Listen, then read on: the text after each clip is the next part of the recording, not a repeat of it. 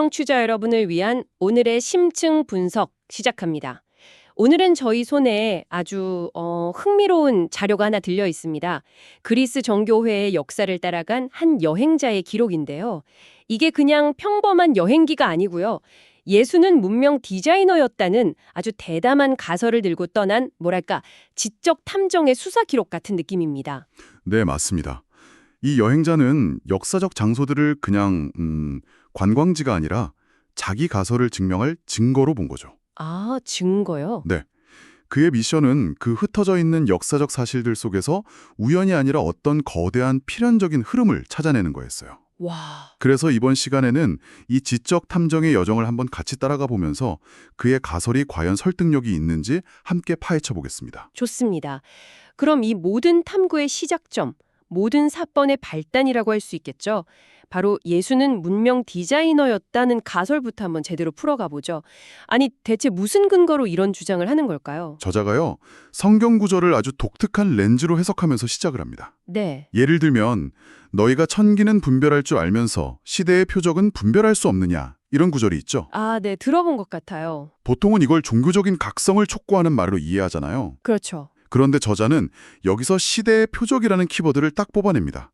마치 기상학자가 날씨를 예측하듯이 다가올 새로운 문명의 흐름을 읽어내라는 요구로 해석하는 거죠. 와, 시작부터 관점이 완전히 다른데요. 종교 텍스트를 거의 사회 변혁의 선언문처럼 읽는 거네요. 여기서 한 걸음 더 나가요. 피리를 불어도 너희가 춤추지 않는다는 구절에서는 새로운 문명 창출이라는 거대한 축제가 시작됐으니까 어서 동참하라는 메시지를 읽어내고요.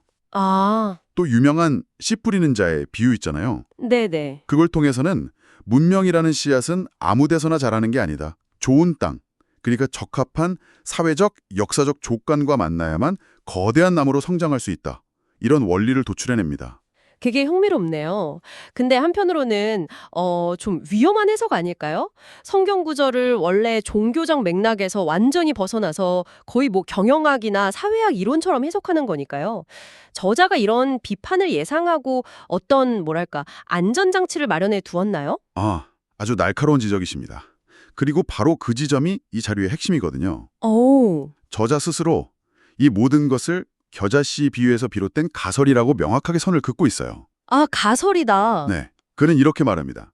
물증이 없으면 이론적 가설을 가지고 논쟁을 시작해야 한다. 그 이론을 관찰이나 실험으로 검증해서 타당성이 입증되면 비로소 진리가 된다. 아, 즉, 내 말이 무조건 맞아. 이게 아니라 자, 이런 가설이 있는데 이제부터 나와 함께 증거를 찾아보자고 제안하는 겁니다.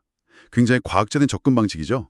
아, 그러니까 이 여행 자체가 그 가설을 검증하기 위한 거대한 실험이었던 셈이군요. 맞습니다. 단순히 감상에 젖는 여행이 아니라 이성과 감성을 총동원해서 역사라는 데이터 속에서 어떤 패턴, 즉 필연성을 찾아내려는 시도였네요. 바로 그겁니다. 이제 그 필연성을 찾기 위한 현장 답사의 첫걸음을 따라가 보죠. 인천공항을 출발해서 티르키의 이스탄불을 경유, 아테네에 도착하는데요. 도착하자마자 정말 숨 쉴 틈도 없이 움직입니다. 네, 저도 일정을 보고 정말 혀를 내둘렀습니다. 비행기에서 내리자마자 버스를 타고 아크로폴리스 언덕으로 직행해서 파르테논 신전이랑 디오니소스 극장을 보고 시내로 내려와서 국회의사당 신타그마 광장을 둘러본 뒤에 네. 거기서 또 기원전 480년 페르시아 전쟁의 격전지였던 테르모필레 협곡까지 다녀오고 나서야 점심을 먹더라고요. 일반적인 여행이라면 거의 불가능한 강행군이죠. 그렇죠. 근데 이 동선이 그냥 짜인 게 아니에요. 서구 문명의 DNA를 압축적으로 체험하는 경로거든요. 아, DNA요? 네. 아크로폴리스에서 고대 그리스의 철학, 미학, 민주주의의 상징을 보고 디오니소스 극장에서 인간의 운명을 탐구하던 비극의 탄생지를 목격하고요. 그리고 테르모필레 협곡에서는 서구 문명을 지켜낸 역사적 투쟁의 현장을 직접 마주하는 거죠. 이 숨가쁜 첫날의 여정 자체가 앞으로 펼쳐질 지적 탐구의 강렬한 서막이었던 셈입니다. 와, 이 네 가지 주제만 들어도 머릿속에 지도가 그려지네요. 고린도에서 로마 제국의 힘을, 아테네에서 문명의 패턴을, 에베소에서 이상국가의 꿈을, 그리고 마지막 니케아에서 이 모든 게 어떻게 제도가 되는지를 보겠다는 거잖아요. 이건 여행 계획이 아니라 거의 한 편의 논문 설계도인데요? 정확합니다. 각 주제는 특정 장소와 역사적, 철학적 질문을 아주 정교하게 연결하고 있습니다. 이 4개의 증거를 따라가다 보면 저자가 어떤 지적 로드맵을 그리고 있었는지 명확하게 보입니다. 좋습니다.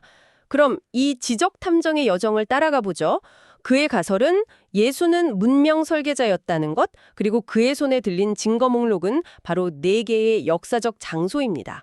과연 이 장소들이 가설을 증명해 줄까요? 첫 번째 단서가 있는 곳 고린도 운하로 가보겠습니다. 보통 운하하면 거대한 기술력을 떠올리는데 저자가 여기서 뭘 보려고 했던 걸까요? 저자의 관심은 운하의 공학적 위대함에 있지 않았습니다. 아, 그래요? 네, 그보다 운하를 파던 사람들의 이야기에 주목했죠. 당시 네로 황제가 고린도 운하 공사를 시작하면서 로마에 살던 유대인들을 대거 이 공사 현장으로 보냈다는 기록이 있거든요. 네네. 저자는 거기서 왜 하필 유대인이었을까? 이 질문을 던집니다. 정말이네요. 왜 그 먼 곳까지 유대인들을 동원했을까요? 당시 로마 내에서 유대인 공동체의 영향력이 커지니까 로마 당국이 이들을 견제하고 통제하기 위해서 일부러 험난한 노역에 동원했다는 것이 저자의 분석입니다. 아, 즉 고린도나라는 거대한 토목공사 이면에서 제국의 거시적인 정책이 유대인이라는 특정 민족 집단의 삶에 어떤 영향을 미쳤는지 그 미시적인 역학관계를 포착하려 한 겁니다. 제국의 힘과 개인의 운명이 교차하는 지점을 목격한 거군요. 그렇죠. 자, 두 번째 단서는 아테네의 디오니소스 극장입니다. 여기서 고대 그리스 시인 헤시오도스의 신들의 계보와 구약성서 다니엘서의 5시대 우상 이야기를 연결하는데요.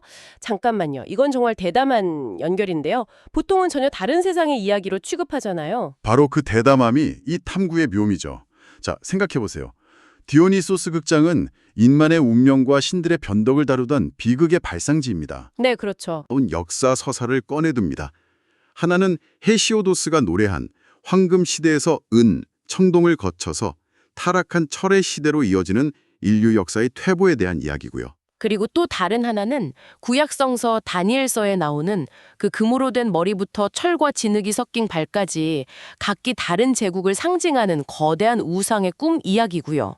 바빌로니아, 페르시아, 그리스, 로마 제국이 차례로 흥망성쇠를 겪을 거라는 예언이죠. 맞습니다. 그리스 비극의 무대, 즉 인간의 운명을 논하던 바로 그 장소에서 그리스 신화의 시대가 갈수록 타락한다는 비관론과 구약성서의 제국들이 차례로 무너진다는 예언을 겹쳐본다는 거잖아요. 와, 이건 마치 서로 다른 언어로 쓰인 두 개의 암호를 같은 해독기로 풀려는 시도처럼 들리네요. 바로 그거죠. 표현 방식은 다르지만 두 이야기 모두 문명은 영원하지 않으며 일정한 패턴을 따라 흥하고 망한다는 공통된 메시지를 담고 있습니다. 저자는 여기서 문명의 흥망성쇠라는 보편적인 패턴을 발견한 겁니다. 세 번째 단서를 찾으러 터키 에베소로 떠나보죠. 고대 지식의 전당이었던 켈수스 도서관 유적지입니다. 여기서는 플라톤의 국가와 예수의 이야기를 연결했군요. 이건 뭐 철학의 끝판왕들을 한 무대에 세우는 것 같은데요? 그렇죠. 장소 선택이 정말 탁월합니다. 켈수스 도서관은 한때 1만 2천여 권의 두루마리를 소장했던 고대 로마 시대 지성의 총본산 같은 곳입니다. 네. 저자는 바로 그 폐허 위에서 인류가 꿈꿔온 가장 위대한 두 개의 이상사회 모델을 떠올립니다. 하나는 서양 철학의 최고봉인 플라톤이 국가에서 제시한 철인이 이성으로 통치하는 완벽한 이상국가. 인간 이성의 힘으로 설계한 가장 합리적이고 정의로운 사회를 꿈꿨던 거죠. 그리고 다른 하나는 예수가 제시했던 하나님 나라입니다. 인간의 법이나 제도가 아닌 신의 정의와 사랑이라는 원리로 움직이는 공동체죠. 아, 저자는 고대 최고의 지성에 모였던 장소에서 이 두 가지 위대한 이상향을 정면으로 마주 세우는 겁니다. 인간의 이성으로 설계한 완벽한 국가와 신적인 사랑에 기반한 공동체. 과연 무엇이 진정으로 이상적인 사회인가? 이 근원적인 질문을 던지면서 문명의 궁극적인 지향점을 고민하게 만드는 거죠. 자, 마지막 네 번째 단서. 이 지적 여정의 클라이맥스는 다시 튀르키예 이스탄불입니다. 바로 니케아 공의회군요. 이 사건이 어떻게 저자의 가설을 증명하는 마지막 퍼즐 조각이 되는 건가요? 니케아 공의회는 이 여정의 완벽한 마무리라고 할 수 있습니다. 네. 왜냐하면 이건 마치 성공한 스타트업이 드디어 기업 공개, IPO를 하는 것과 같았기 때문입니다. 비유가 재밌네요. IPO요? 네. 그전까지 기독교는 여러 해석이 난무하는 하나의 운동, 무브먼트에 가까웠어요. 사도들마다 지역 공동체마다 가르침이 조금씩 달랐죠. 아, 그러니까 아직 통일된 공식 매뉴얼이 없었던 상태군요. 바로 그겁니다. 그런데 325년 니케아 공의회를 통해서 예수는 완전한 신이자 완벽한 인간이다 라는 핵심 교리를 공식화하고 삼위일체 같은 일종의 경영 철학을 확립하면서 로마 제국이라는 거대 플랫폼에 올라탈 수 있는 공식적인 종교 기관, 인스티튜션으로 탈바꿈한 겁니다. 아, 수많은 아이디어 중 하나였던 운동이 거대한 제국의 공식 파트너가 될 수 있는 체계를 갖춘 거죠. 그렇군요. 문명 디자이너 예수가 뿌렸다는 문명의 씨앗이 드디어 하나의 거대한 제도와 교리, 나아가 서구 문명의 근간을 이루는 숲이 되는 순간을 역사적으로 목격하는 거네요. 가설이 역사적 현실과 만나는 최종 지점이군요. 정확합니다. 가설에서 출발한 이 지적 여정은 그의 사상이 어떻게 역사 속에서 거대한 힘을 가진 제도로 자리 잡게 되었는지를 니케아 공의회라는 구체적인 사건을 통해 확인하면서 화려하게 마무리됩니다. 정말 흥미로운 여정이었습니다. 정리해보면 이번 탐구는 한 여행자가 예수는 문명 디자이너였다는 대담한 가설을 품고 고린도 운하, 디오니소스 극장, 켈수스 도서관, 그리고 니케아 공의회라는 4개 역사적 현장을 넘나들며 그 증거를 찾아 나선 한편의 지적 추리극이었습니다. 네. 청취자 여러분께 이 자료가 던지는 메시지는 아마 이것일 겁니다.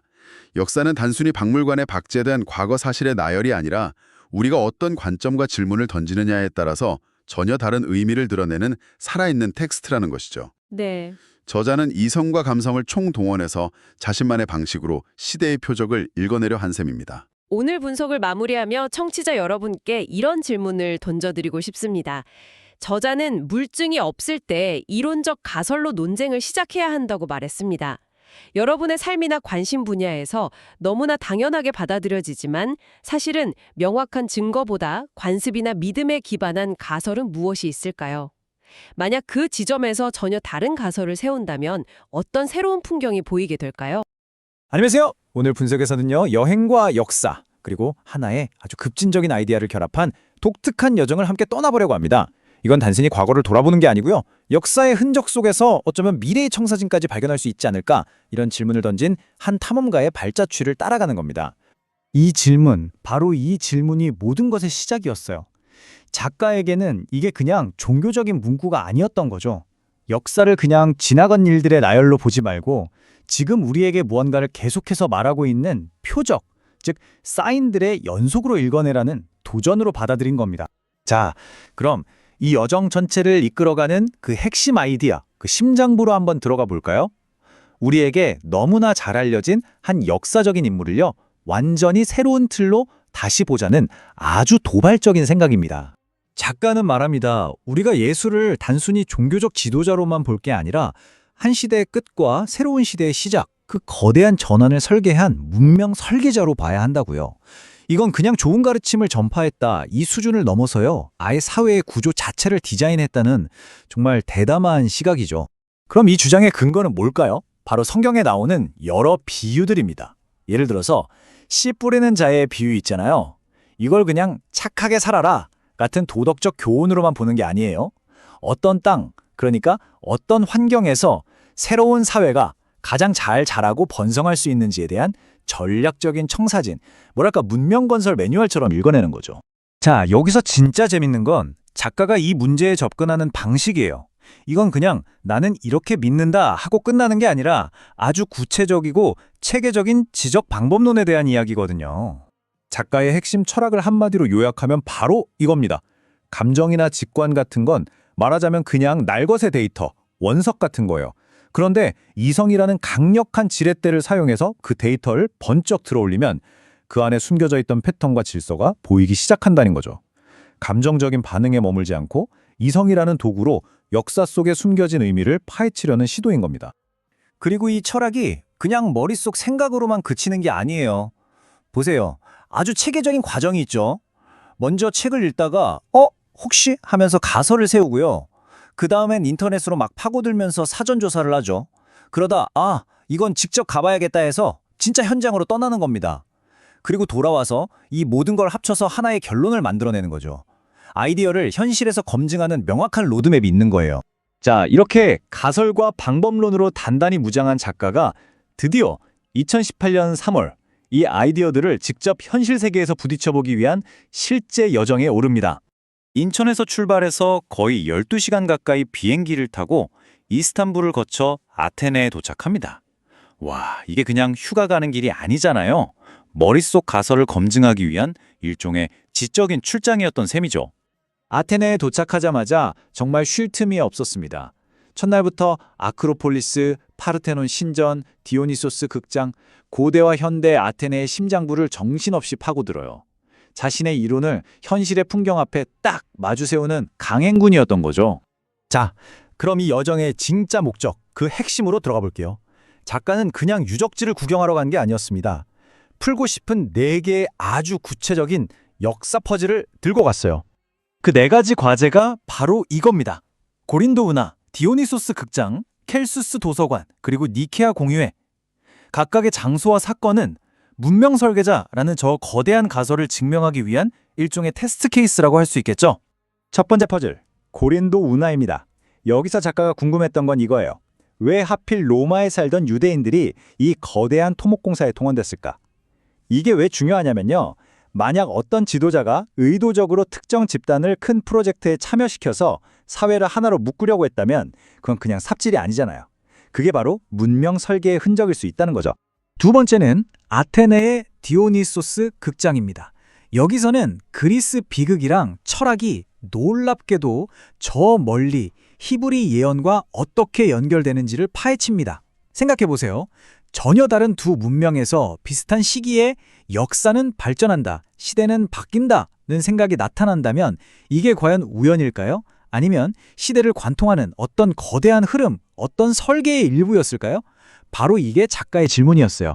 세 번째 퍼즐을 풀기 위해 에베소의 켈수스 도서관으로 갑니다. 여긴 고대 세계의 지식과 정보가 총집합된 곳이었죠. 작가는 이 거대한 지식의 허브가 나사렛 예수의 이야기가 퍼져나가는데 어떤 역할을 했는지, 그 정보의 흐름에 어떻게 올라탔는지를 추적합니다. 생각해보면 아무리 좋은 아이디어도 퍼져나가지 않으면 소용없잖아요. 그 전파 과정이야말로 문명 설계의 핵심이죠. 마지막 퍼즐은 니페아 공유회입니다. 바로 이 순간 흩어져 있던 믿음들이 하나의 체계적인 교리, 즉 사회를 떠받치는 시스템으로 딱 공식화된 결정적인 장면이죠.